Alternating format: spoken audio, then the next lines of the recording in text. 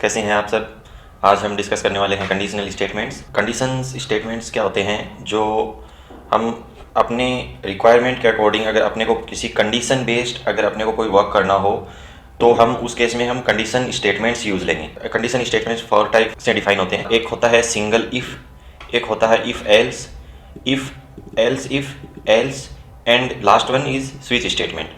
अगर अपने पास single condition का केस हो, हमें एक एट ए टाइम सिर्फ एक सिंगल कंडीशन चेक करनी हो, तो उस केस में हम इफ़ स्टेटमेंट यूज़ लेंगे। अगर हमें मल्टीपल 2 कंडीशन चेक करनी हो, हमें येस और नो के ऑप्शन में अगर अपने को आउटपुट चाहिए, मीन्स इफ़ अगर ये सही हो देन ये वाला पार्ट कॉल हो, अगर ये सही ना हो then this second part will be called. तो उस केस में हम क्या करेंगे, इफ एल्स यूज लेंगे। जैसे हमें मल्टीपल कंडीशन अगर यूज लेनी हो, 2 टाइप कंडीशन, देन उस केस में हम इफ एल्स यूज लेंगे। एक होता है इफ एल्स। तो इफ एल्स क्या यूज आएगा, जैसे अपने को अगर मल्टीपल कंडीशंस लगानी हो अबोव 2 कंडीशन, तो उस केस में हमें इस टाइप से अगर कंडीशन सेट करनी हो कि हमारा क्राइटेरिया फर्स्ट वन ये वाला है, जैसे 10 to 20 है, सेकेंड वन 20 to 30 है, थर्ड 30 to 40 है, तो उस केस में हम इफ एल्स स्टेटमेंट यूज लेंगे। लास्ट में होता है स्विच स्टेटमेंट। इसको स्विच केस स्टेटमेंट भी हम बोल सकते हैं। इसमें हमें केस डिक्लेयर करने होते हैं, उसके बाद में हम जो वैल्यू सेंड करते हैं उसके अकॉर्डिंग जो पर्टिकुलर जो अपना जो हमने केस क्रिएट किया है वो कॉल हो जाता है। जैसे अभी मेरे को चेक करना है कि अब जैसे मान लो अपने को अभी सिर्फ सिंगल इफ़ रन करना है, तो सिंगल इफ़ जैसे मान लो ये जो इसका जो वर्किंग फ्लो होता है वो इस टाइप से होता है, if bracket and then body area start हो गया इसका इफ़ का। यहाँ पे अगर हम यहाँ पे पास करते हैं ट्रू पार्ट, जब इसमें इफ़ की कंडीशन में इसको ट्रू मिलेगा तो उस केस में जो इसका जो ट्रू पार्ट है वो कॉल होगा। तो यहाँ पे मैंने इको ट्रू पार्ट टाइप किया और अब हम इसको रन करते हैं। तो इस केस में अगर मैं इसको रिफ्रेश करता हूं तो यहाँ पे आउटपुट क्या आया, ट्रू पार्ट आ गया। यहाँ पे क्या है, ट्रू है, तो उस केस में यहाँ पे ट्रू आ गया, ट्रू पार्ट में ये चला गया। अगर मैं इसको फॉल्स कर देता हूं तो जो इसका आउटपुट होगा वो ब्लैंक होगा। उसका रीजन ये है कि जब ये फॉल्स होता है तो उस केस में ये वाला जो पार्ट होता है इसका कॉल नहीं होगा। जो जस्ट इफ के आगे जो पार्ट डिक्लेयर होता है, जो बॉडी डिफाइन होती है, वो ट्रू पार्ट की होती है, तो इसलिए ट्रू पार्ट ही कॉल होगा। सपोज मेरे पास 2 वेरिएबल हैं, जैसे $a इक्वल मैंने डिक्लेयर किया 20 and then $b equal declare किया मैंने 10। अब मेरे को ये चेक करना है कि a है वो b से ग्रेटर देन है या नहीं है। तो उस केस में हम क्या करेंगे, अपने जैसे मान लो a और b के बीच में जो अपने को इसको चेक करना है कि ग्रेटर देन वैल्यू कौन सी है, तो उस केस में हम ऑपरेटर यूज लेंगे जो होता है कंडीशनल ऑपरेटर। तो ये होते हैं कंडीशन स्टेटमेंट, और वो जो कंडीशनल ऑपरेटर होता है वो हम यहाँ पे यूज लेंगे ताकि उसका जो आउटपुट होता है वो होता है ट्रू फॉल्स में, कंडीशन स्टेटमेंट का जो ऑपरेटर होता है उसका, और इफ का जो इनपुट होता है वो होता है ट्रू फॉल्स में। तो अपना जो कंडीशनल जो ऑपरेटर है वो कंडीशन स्टेटमेंट्स में यूज में आ जाएगा। तो अभी जैसे मान लो मैंने किया $a ग्रेटर देन $b। अब अगर हम यहाँ पे चेक करते हैं क्या a b से बड़ा है, तो उस केस में अगर हम यहाँ से चेक करते हैं तो 20 ये बड़ा नहीं है।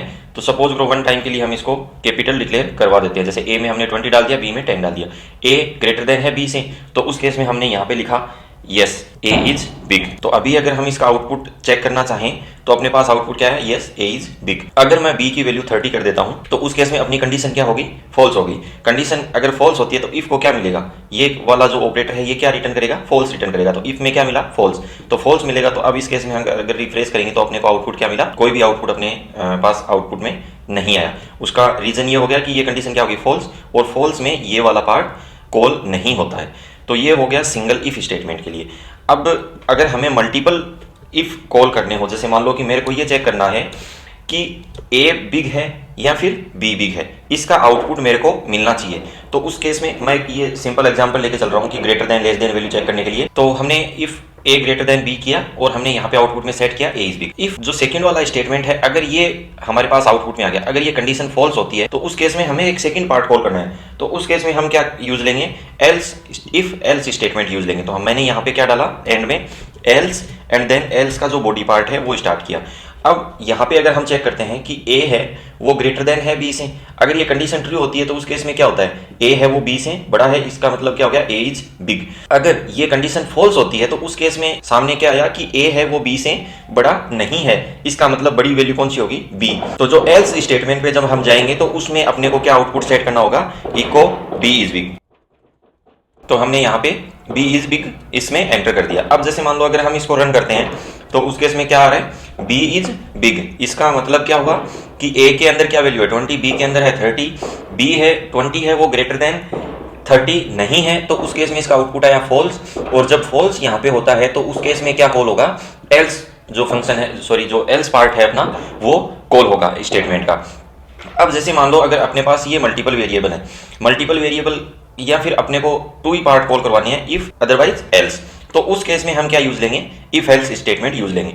अगर अपने पास एक केस और ये आ जाता है कि मेरे को मल्टीपल वेरिएबल आ गए मेरे पास कि $C इक्वल, जैसे मान लो मैंने इसमें 10 वैल्यू इनपुट कर दी, इसको मैंने कर दिया 20, इसको मैंने कर दिया 30। अब मेरे को चेक करना है कि इन तीनों में से कौन सी वैल्यू बड़ी है, तो उस केस में हम क्या करेंगे, उस केस में अपने को क्या करना होगा, अब अपने पास क्या कंडीशन होगी, हमें पहले चेक करना होगा ए बी से बड़ा है या सी से बड़ा है। तो एक कंडीशन ये बन गई अपने पास। फिर अगर इनमें से कोई वैल्यू, जैसे मान लो कि सी की वैल्यू है वो 40 होगी, अगर सी की वैल्यू 40 हुई इट मीन्स क्या हो गया, ए है वो सी से बड़ा नहीं है, तो उस केस में कंडीशन फॉल्स हुई। तो अब अपने को नेक्स्ट क्या चेक करना होगा, हमें बी भी चेक करना होगा कि बी सी से बड़ा है या नहीं है। अगर बी सी से बड़ा होगा तो उस केस में हम उसका पार्ट कॉल करेंगे, अदरवाइज सी का कॉल करेंगे। तो अपने पास मल्टीपल कंडीशन होगी, इफ ए वाला चेक करना होगा पहले, फिर बी का चेक करना होगा, अदरवाइज लास्ट में जो बचता है वो एल्स में हम शो कर सकते हैं। तो अब ये वाली जो कंडीशन अगर हम बनाना चाहें तो वो इफ से हम डायरेक्ट इफ से ये नहीं बना सकते। नेक्स्ट जो एक टॉपिक होगा उसमें होगा इफ के अंदर इफ होगा, जिसको हम बोलते हैं नेस्टेड इफ। ओके, तो उसमें हम ये मल्टीपल वेरिएबल्स को हम चेक कर सकते हैं कि कौन सी वैल्यू ग्रेटर देन है, कौन सी ग्रेटर देन नहीं है। तो ये आगे का पार्ट होगा, तो उससे पहले हम इफ एल्स का यहाँ पे यूज लेते हैं।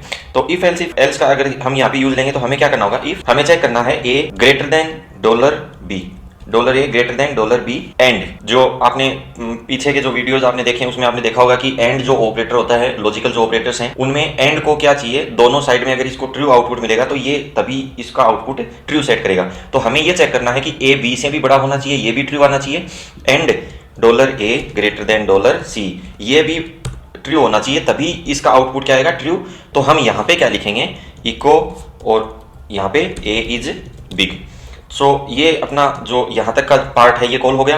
अब अपने को अगर इसमें से कोई कंडीशन फॉल्स हो जाती है, जैसे सपोज करो हमने कोई भी कंडीशन फॉल्स कर ली, जैसे ए को बी से बड़ा नहीं किया हमने, बी की वैल्यू है वो इंक्रीज कर दी, तो अभी ये जब चेक करेगा यहाँ पे if A greater than B है तो ए ग्रेटर देन बी क्या हो गया, फॉल्स हो गया, और ए ग्रेटर देन सी इसको क्या मिला, ट्रू मिला। तो एक फॉल्स है एक ट्रू है, आउटपुट क्या आया, फॉल्स आया।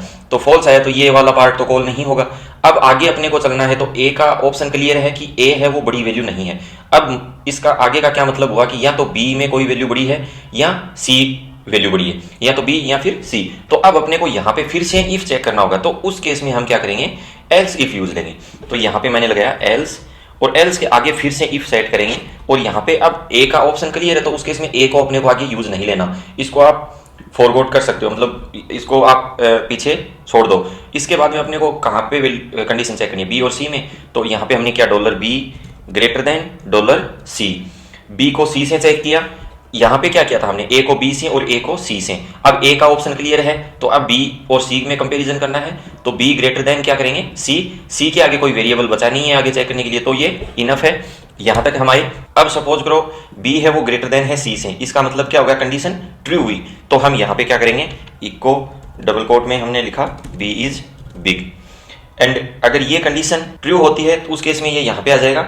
अदरवाइज अगर ए है वो बी से बड़ा नहीं है, इसका मतलब हो गया बी बड़ा है।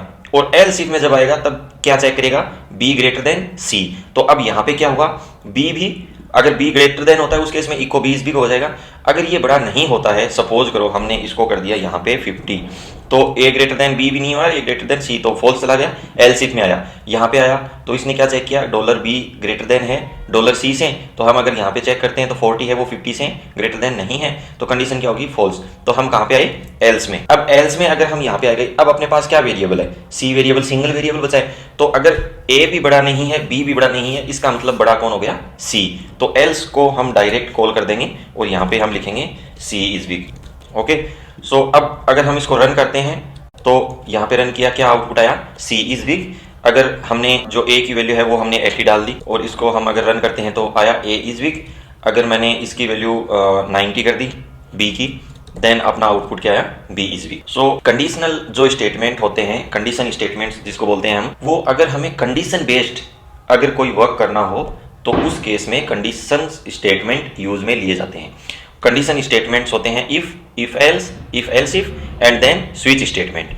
अब हम बात करते हैं स्विच स्टेटमेंट पे, तो इसको हम कमेंट करते हैं अभी। स्विच स्टेटमेंट में केस क्रिएट होते हैं। स्विच स्टेटमेंट में हम केस क्रिएट करेंगे, तो जो केस होते हैं जैसे वहां पे मल्टीपल ब्लॉक्स क्रिएट होंगे। मल्टीपल ब्लॉक्स में से अगर हमें कोई सेपरेट ब्लॉक कॉल करना है, वन टाइम में वन ब्लॉक कॉल करना है, तो उस केस में हम स्विच स्टेटमेंट यूज लेंगे। उसका जो सिंटेक्स होता है वो होता है स्विच ब्रैकेट एंड देन इसका बॉडी पार्ट। अब स्विच के अंदर जो होगा वो केस कॉल होगा, तो वो हम आगे डिस्कस करते हैं अभी। तो अभी हम क्या क्रिएट करते हैं, इसमें केस क्रिएट करते हैं, केस 1। इसके बाद में कोलन साइन लगेगा, यहाँ पे मैंने इको कर दिया केस 1। उसके बाद में अगर मैं यहाँ पे अगर मेरा केस एंड हो गया तो उस केस में मेरे को ब्रेक यूज लेना होगा। ब्रेक करने के बाद में क्या होगा, केस 1 में आके ये ब्रेक हो जाएगा, फिर नेक्स्ट के लिए एग्जीक्यूशन नहीं होगा। नेक्स्ट केस जो हम क्रिएट करते हैं वो एग्जीक्यूट नहीं होंगे, पर्टिकुलर केस में जाएगा और वहां से वापस ब्रेक हो जाएगा। तो केस 2 किया मैंने, इको देन ब्रैकेट में केस 2, इसको भी मैंने कर दिया ब्रेक। ये मैंने कॉल किया केस 3 एंड देन केस 3, इसको मैंने कर दिया ब्रेक। अब इसके बाद में हम क्या करते हैं, ये तो हो गए केस, ये कितने भी आप क्रिएट कर सकते हो, 1 2 3 4 100 तक या 10 तक, जो भी आप अपने अकॉर्डिंग जो वैल्यू सेट करना चाहो वैसे कॉल कर सकते हो। अब जैसे मान लो डिफॉल्ट जो होता है वो अपने को एक ही होता है कि अगर केस कॉल हो रहे हैं तब तो ठीक है, इसके अलावा अगर कोई केस मैच नहीं हुआ तो उस केस में अपने को क्या करना है, तो उस केस में हम क्या करेंगे, एक डिफॉल्ट केस होता है। डिफॉल्ट जब केस कॉल होगा तो वहां पे हम टाइप कर देंगे जो भी अपनी जो वैल्यू अपने को सेट करनी है या कोई कैलकुलेशन करनी है या कुछ भी करना है, तो उसमें हमने जैसे मान लो मैंने लिखा डिफॉल्ट केस ब्रेक। इसको एंड में ब्रेक करने की वैसे जरूरत नहीं होती, लेकिन हम जो इसका जो स्टैंडर्ड है उसके अकॉर्डिंग हम वर्क करते हैं, तो हम लास्ट में इसको कर देते हैं ब्रेक। ये यहाँ तक अपना काम हो गया। अब यहाँ पे जो स्विच कॉल होता है इसमें हमें क्या करना होगा, स्विच जो केस हमने कॉल किया है वो कॉल करना होगा। तो मैं यहाँ पे जैसे मान लो डॉलर केस वेरिएबल डिक्लेयर कर लेता हूँ। डॉलर केस में मैंने डाला 1, और ये जो केस जो वेरिएबल है ये हमें यहाँ पे डालना होगा।